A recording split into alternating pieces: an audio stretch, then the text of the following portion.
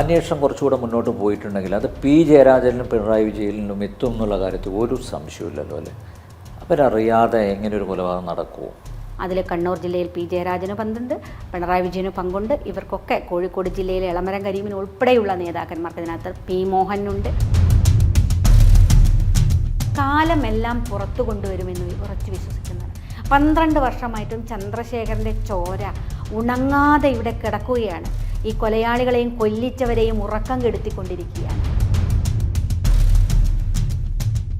നിയമസഭയിൽ ഇങ്ങനെ ഇരുന്ന് എനിക്ക് എന്നെക്കൊണ്ട് സംസാരിപ്പിക്കുന്നത് പോലും ചന്ദ്രശേഖരനാണ് എന്ന് എനിക്ക് പലപ്പോഴും തോന്നാറുണ്ട്. പാർട്ടിയിലെ വൈകൃതങ്ങൾ വിളിച്ചു പറയുന്ന നാവുകൾ ഇനിയും ഉണ്ടാകും.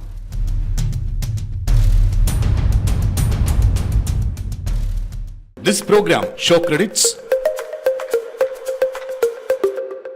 BIS Hallmark 916 സ്വർണ്ണാഭരണങ്ങൾ ഏറ്റവും കുറഞ്ഞ പണിക്കൂലിയിൽ ബോബി ചെമ്മണ്ണൂർ ഇന്റർനാഷണൽ ജ്വല്ലേഴ്സ്. വിൻകോസ് മസാലകൾ, കറി പൗഡറുകൾ പതിവാക്കൂ, ശുദ്ധമായതിനെ എന്നെന്നും. മുടി കൊഴിച്ചിൽ നിയന്ത്രിക്കുന്നതിനോടൊപ്പം മുടി വളർച്ച കൂട്ടുന്നു. അമൃത് Veni hair elixir for women.